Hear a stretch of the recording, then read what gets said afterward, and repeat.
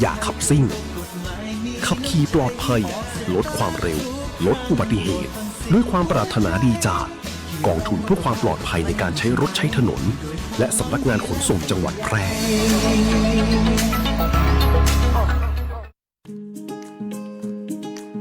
สินเชื่อสวัสดิการเป็นสินเชื่อเพื่อที่อยู่อาศัยสำหรับลูกค้าสวัสดิการที่หน่วยงานทำข้อตกลงโครงการสวัสดิการเงินกู้ที่อยู่อาศัยประเภทไม่มีเงินฝากกับธนาคารไม่ว่าจะซื้อที่ดินปลูกสร้างอาคารต่อเติมซ่อมแซมไถ่ถอนจำนองที่ดิน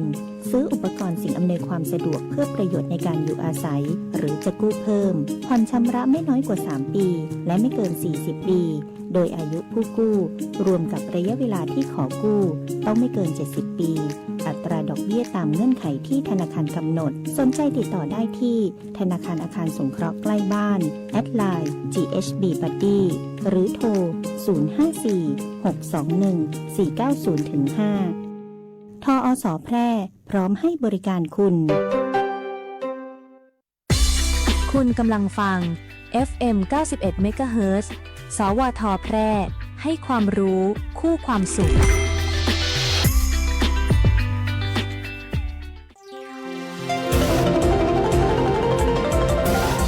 วิทยุแห่งประเทศไทยให้ความรู้คู่ความสุขท่านผู้ฟังกำลังให้เกียรติติดตามรับฟังสถานีวิทยุกระจายเสียงแห่งประเทศไทยจังหวัดแพร่ทำการส่งกระจายเสียงด้วยระบบ FM สเตอริโอมัลติเพล็กซ์ความถี่ 91 เมกะเฮิรตซ์ จากนี้ไปรับฟังรายการรักสิ่งแวดล้อม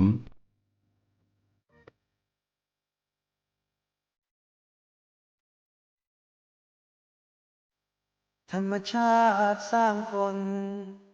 มีมาสองมือให้มากับคนเราทุกคน เอาไว้คอยประคองป้องกันไว้ดูแลให้โลกยังคงมีเราทุกคนได้อยู่อาศัยรวมกันมาอยู่เป็นแสนล้านคนลงมือคนละมือช่วยกันถ้าเรายังเห็นคุณค่าในเมื่อเราเป็นคนทั้งทีช่วยกันทำให้ดีดีกว่ารวมใจเข้ามาคอยรักษาโลกเราไว้ให้โลกเราสวยพวกเรามาช่วยกันรับรู้ไปกันแล้วทำให้โลกนี้สดใสอยากให้โลกน่าอยู่กว่านี้เป็นโลกที่เราฝันใฝ่จะสวยอย่างไรเป็นไปได้ด้วยมือของเรา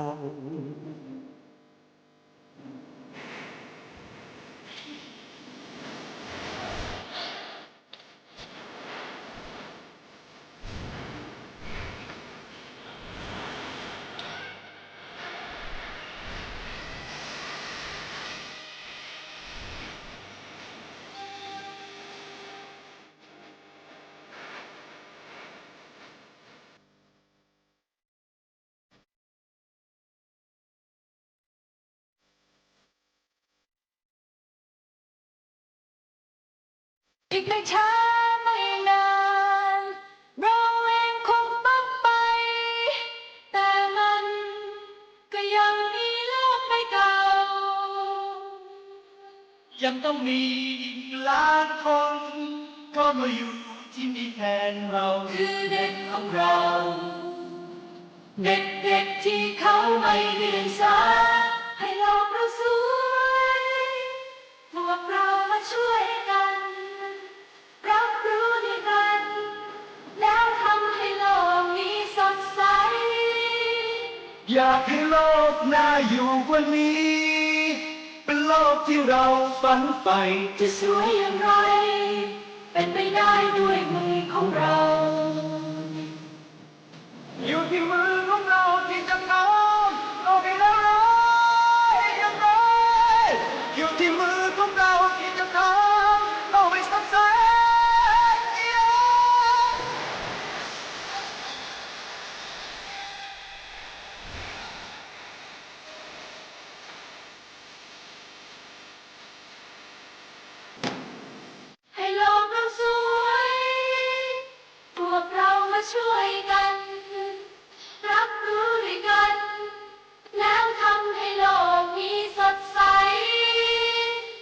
ากให้โลกน่าอยู่กว่านี้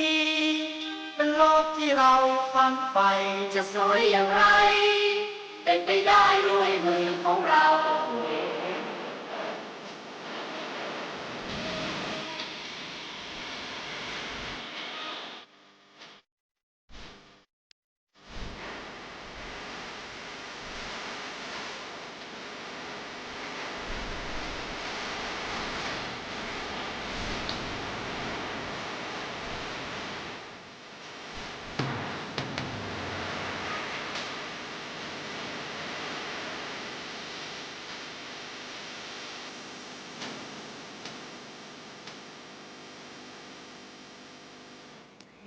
สวัสดีครับผู้ฟังทุกท่านครับพบกับรายการรักสิ่งแวดล้อมทางสวทแพร่ FM 91 เมกะเฮิรตซ์ครับเช้าวันศุกร์ที่ 8 พฤษภาคม 2569 อยู่กับผมแสวงเป้าเพชรเป็นผู้ดำเนินรายการครับกลับมาพบกับท่านผู้ฟังวันนี้วันศุกร์สุดสัปดาห์ครับนะหลายคนทำงานด้วยความสุขสดชื่นนะวันนี้อากาศดีนะตอนเช้านะเมื่อเช้ามาตื่นมาทำงานนะเข้าเวรนี่อากาศมาทางค่อนข้างเย็นเลยล่ะนะนะตอนหัวค่ำร้อนนะร้อนอบอ้าวกลางคืนนี่ก็ร้อนอบอ้าวเนาะพอมาค่อนแจ้งอากาศเย็นเนาะอากาศเย็นสัมผัสได้เลยว่าอากาศเย็นนะมีลักษณะเมฆครึ้มนะครับนะด้วยน่าจะเป็นเรื่องของความแปรปรวนของสภาพอากาศนะครับเนื่องจากมวลอากาศเย็นจากประเทศจีนนะเป็นระลอกใหม่ที่ลงมาปกคลุมทางตะวันออกเฉียงเหนือตอนบนนะครับนะก็ส่งผลในอากาศช่วงนี้ก็อากาศเหมือนจะนะเย็นลงมาแล้วก็แต่ว่าฝนนะ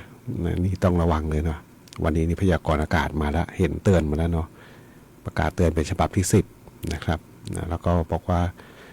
ภาคเหนือเนี่ยนะวันนี้นะอากาศร้อนในตอนกลางวันโดยมีฝนตกฟ้าคะนองเนี่ย60%นะ60%ของพื้นที่กับมีลมกระโชกแรงบางแห่งบริเวณจังหวัดเยอะเลย แม่ฮ่องสอนเชียงใหม่ลำพูนลำปางเชียงรายพะเยาน่านแพร่สุโขทัยตากพิจิตรกำแพงเพชรอุตรดิตถ์พิษณุโลก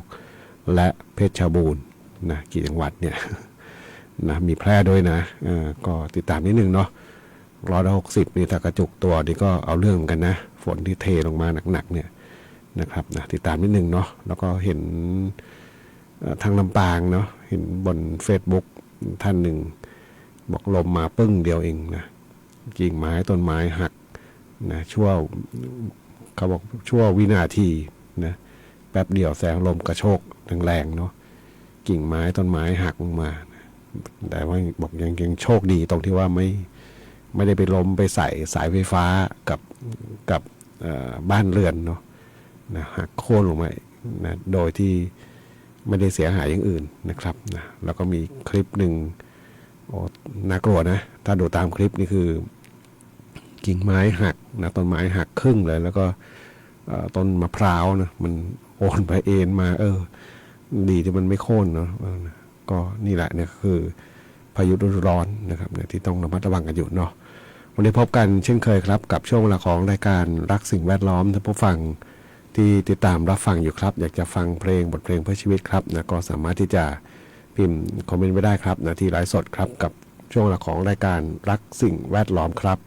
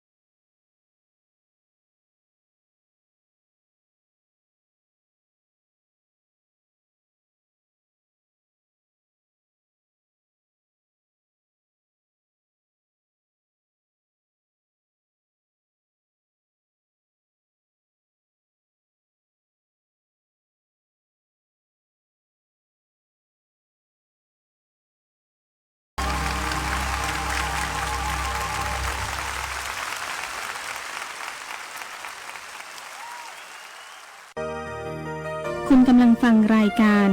รักสิ่งแวดล้อมพบกันทุกวันจันทร์ถึงวันศุกร์เวลา 9:10 นาทีถึง 10 นาฬิกาทางสถานีวิทยุกระจายเสียงแห่งประเทศไทยจังหวัดแพร่ FM 91 เมกะเฮิรตซ์พร้อมสวทกลุ่มจังหวัดภาคเหนือตอนบน 2 ถิ่นฟ้าล้านนาตะวันออก โลกเราสวยพวกเรามาช่วยกัน รับรู้ด้วยกัน แล้วทำให้โลกนี้สดใส อยากให้โลกน่าอยู่กว่านี้ เป็นโลกที่เราฝันใฝ่จะสวยอย่างไร เป็นไปได้ด้วยมือของเรา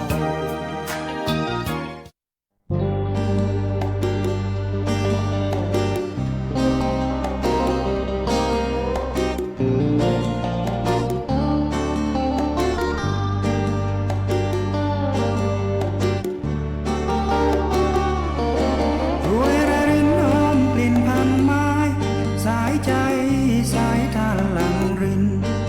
ลมโชยผีเสื้อโบยบินท่ามกลางลมโศกเรียงรายความหลังครั้งเมื่อก่อนการวันวานไม่หวนกลับมา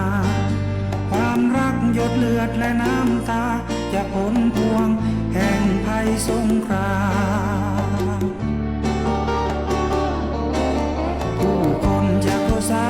รทิศอุทิศชีวิตสังเวยความตายพ่ายเฉลยพ่ายแพ้สงครามตารุ่งผู้ยังเหลือชีวิตคิดถึงมิ่งมิตรต่างแดนบ้านไกลแกรักษาดูแลพันไม้เนื้อลุ่มศพเรียนรายประทังชีพเงียบเหงาจนเดือนปีคล้อยเคลื่อนเลื่อนเงายังปลอบความร่างไร้วิญญาณ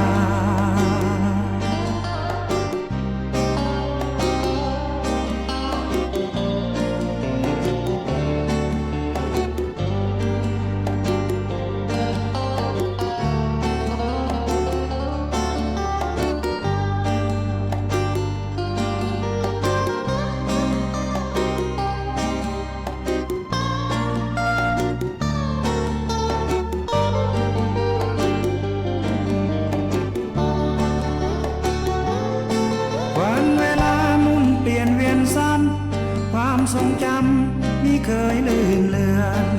คำจารึกบนหลุมย้ำเตือนให้ทวนทบแม้อย่างไว้ชรา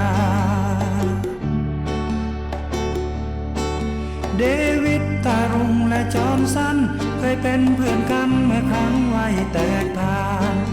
แรกพบที่ค่ายกากันเฉลยศึกพ่ายแพ้สงครามตารุ่งผู้ยังเหลือชีวิตคิดถึงมิ่งมิตรต่างแดนบ้านไกลแกรักษาดูแลพันไม้เนื้อลุ่มศพเรียนรายประทังชีพเงียบเหงาจนเดือนปีคล้อยเคลื่อนเลื่อนเงายังปลอบความร่างไร้วิญญา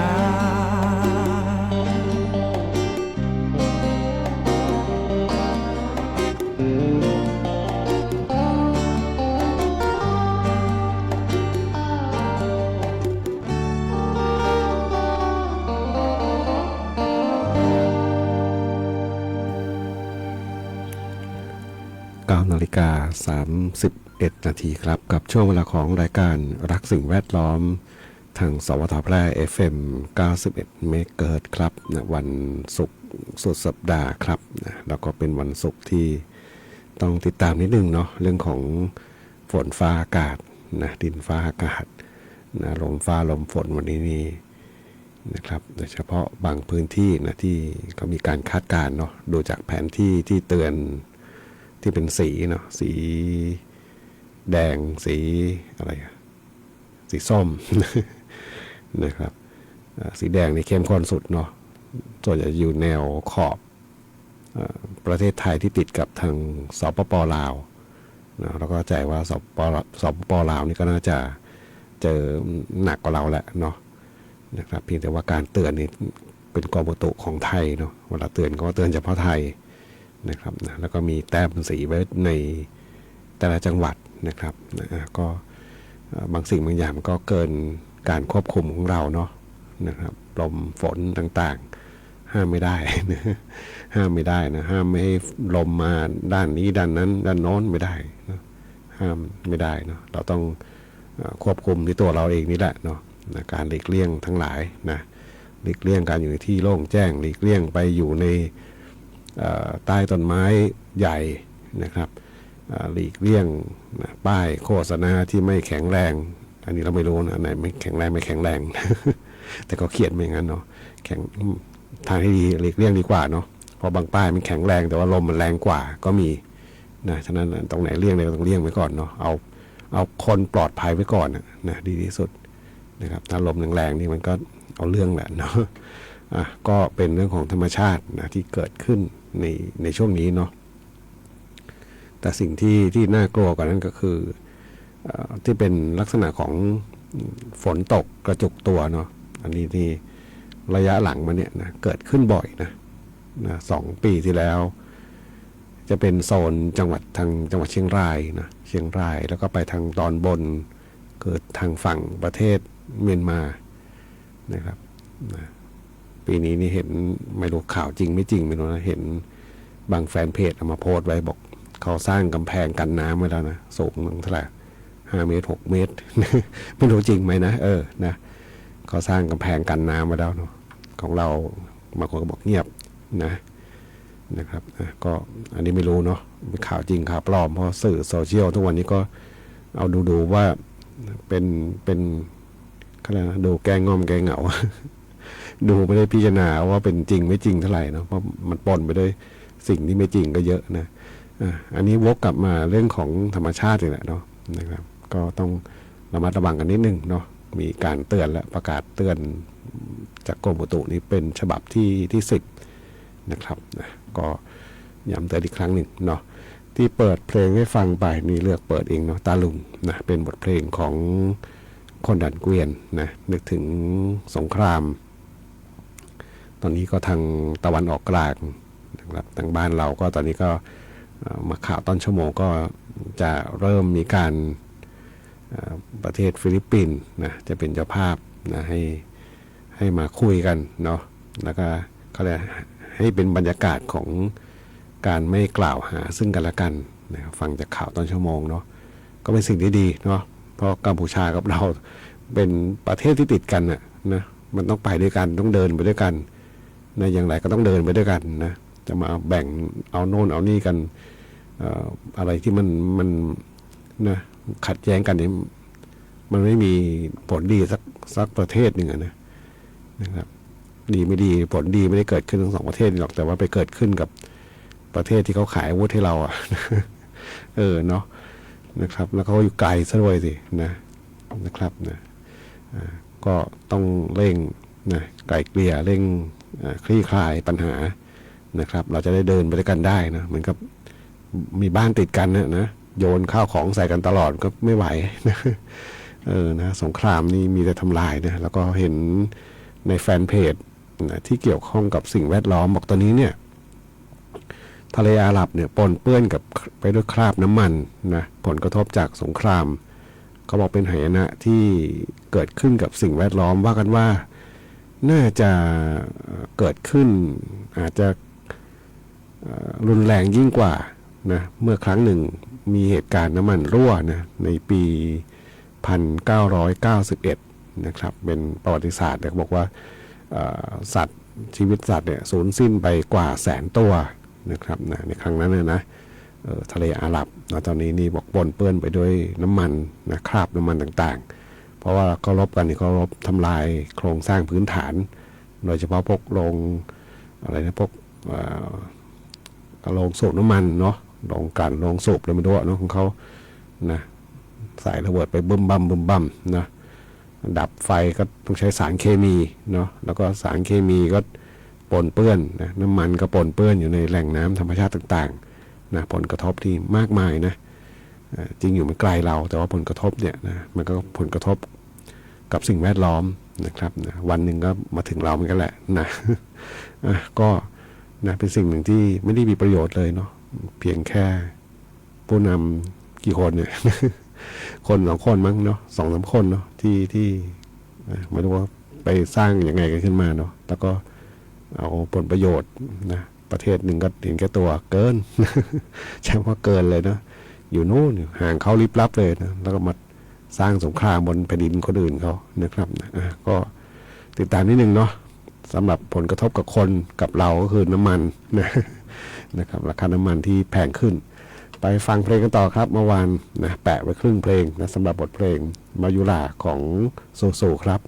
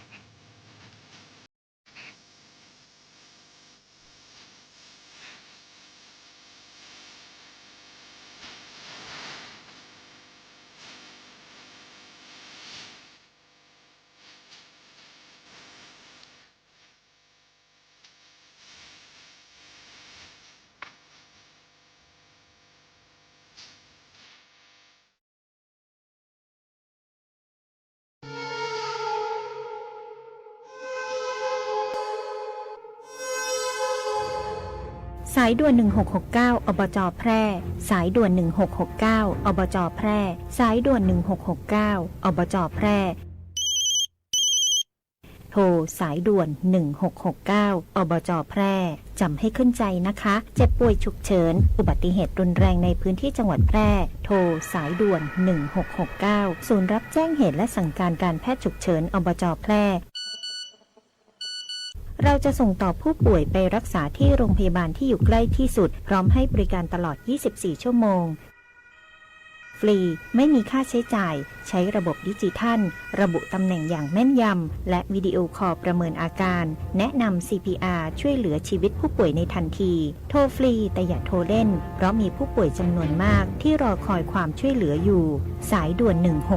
1669 ศูนย์รับแจ้งเหตุและสั่งการการแพทย์ฉุกเฉินอบจแพร่ด้วยความปรารถนาดีจากองค์การบริหารส่วนจังหวัดแพร่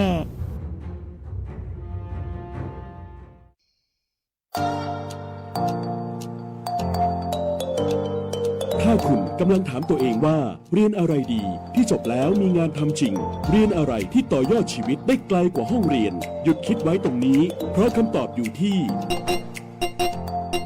วิทยาลัยอาชีวศึกษาแพร่ที่นี่เราไม่ได้สอนแค่ให้รู้แต่สอนให้ทำเป็นทำจริงและทำได้ในโลกอาชีพ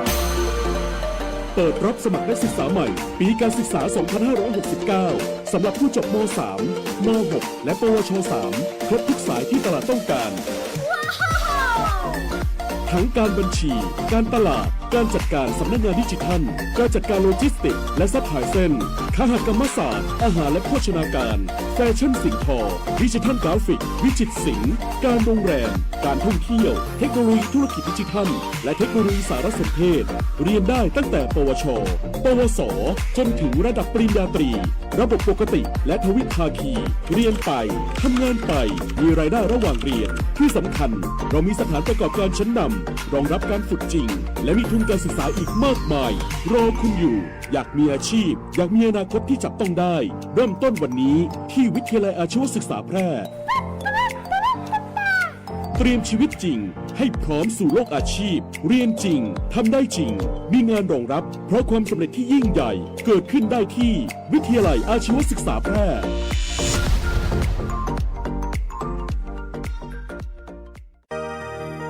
คุณกำลังฟังรายการรักสิ่งแวดล้อมพบกันทุกวันจันทร์ถึงวันศุกร์เวลา 9:10 นาทีถึง 10 นาฬิกาทางสถานีวิทยุกระจายเสียงแห่งประเทศไทยจังหวัดแพร่ FM 91 เมกะเฮิรตซ์พร้อมสวทกลุ่มจังหวัดภาคเหนือตอนบน 2 ถิ่นฟ้าล้านนาตะวันออก ให้โลกเราสวยพวกเรามาช่วยกัน รับรู้ด้วยกัน แล้วทำให้โลกนี้สดใส อยากให้โลกน่าอยู่กว่านี้ เป็นโลกที่เราฝันใฝ่จะสวยอย่างไร เป็นไปได้ด้วยมือของเรา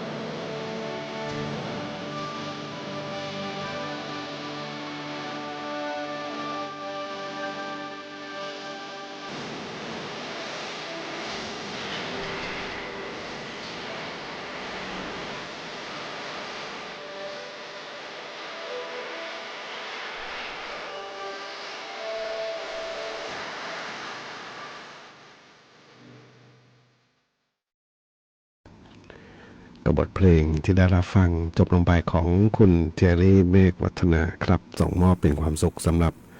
ท่านผู้ฟังที่ติดตามรับฟังรายการรักสิ่งแวดล้อมทางสวทแพร่ FM 91 เมกะเฮิรตซ์ครับนะซึ่งคุณผู้ฟังนั้นสามารถที่จะรับฟังได้ทุกวันจันทร์จนถึงวันศุกร์ครับหลังจากรับฟังข่าว 9 นาฬิกาถึงเวลา 10 นาฬิกานะครับนะก็พูดคุยกันเรื่องของสิ่งแวดล้อมนะครับนะช่วงนี้ก็น่าจะเริ่มบ่นน้อยลงเนาะ ภาคเหนือเราเนี่ยจะเจอปัญหาก็นี่แหละเนาะเป็นเวลาที่จะเจอก็เจอหนักกันนะถือว่าหนักเลยละ2-3เข้าประมาณสัก2 เดือนถึง3 เดือนนะ2 เดือนนี้เดี๋ยวนี้นี่เป็นเกณฑ์ขั้นต่ำแล้วเนาะในอดีตนี่มีนิดนึงเนาะจะมีช่วงเวลาไม่นานนะครับแล้วก็มีเฉพาะบางจังหวัดนะครับไม่ค่อยมีเต็มพื้นที่หรอกเนาะแต่ปัจจุบันเนี่ยมากขึ้นเรื่อยๆเนาะโดยการอีกด้านหนึ่งคือบอกความจน จนนี่ใช้ได้ทุกเงื่อนไขหมดเนาะประชาชนยากจนจะเป็นต้องมีอาชีพนะทำการเกษตรต้องเพิ่มพื้นที่ในการเพาะปลูกเนาะปลูกเสร็จก็เรียกร้องให้อะไรนะชดเชยราคาที่มันตก วนอย่างนี้เนาะกี่ปีมาแล้วนะแล้วก็สิ่งแวดล้อมมันก็นะหนักหน่วงขึ้นทุกปีนะผลกระทบนี่ไม่ธรรมดาหรอกเนาะมันสะสมเนาะมันสะสมในร่างกายเรานะครับพออากาศดีก็หายใจดีขึ้นนะสดชื่นขึ้นนะครับอากาศก็เย็นลงนะต้นไม้ที่ให้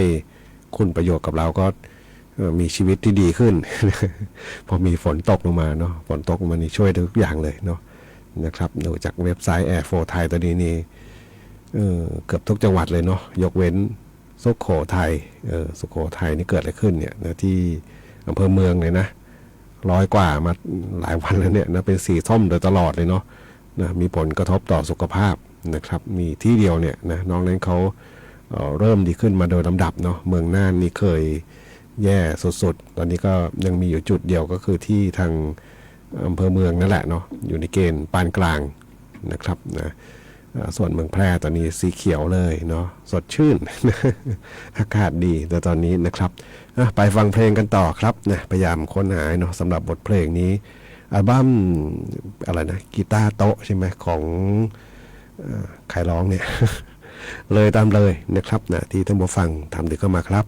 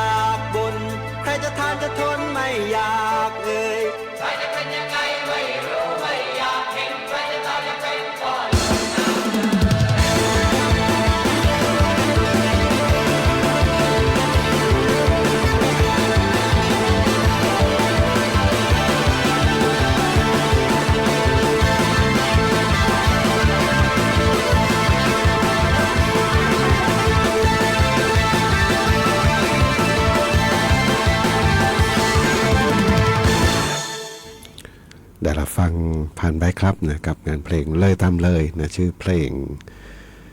ที่ท่านผู้ฟังถามถึงเข้ามาครับนะเป็นศิลปินในดวงใจของผู้จัดเหมือนกันนะสำหรับคุณอัศนีวสันต์นะเคยไปดูคอนเสิร์ตเขานะทั้งชีวิตที่ตั้งแต่เป็นวัยรุ่นเนาะคอนเสิร์ตทั้งหลายเนี่ยไม่เคยไปดูนะมีอัศนีวสันต์เนี่ยนะครับไปได้มีโอกาสเนาะก็ต้องบอกมันสนุกสนานมากเนาะเป็นดนตรีที่ชอบอยู่ด้วยเนาะก็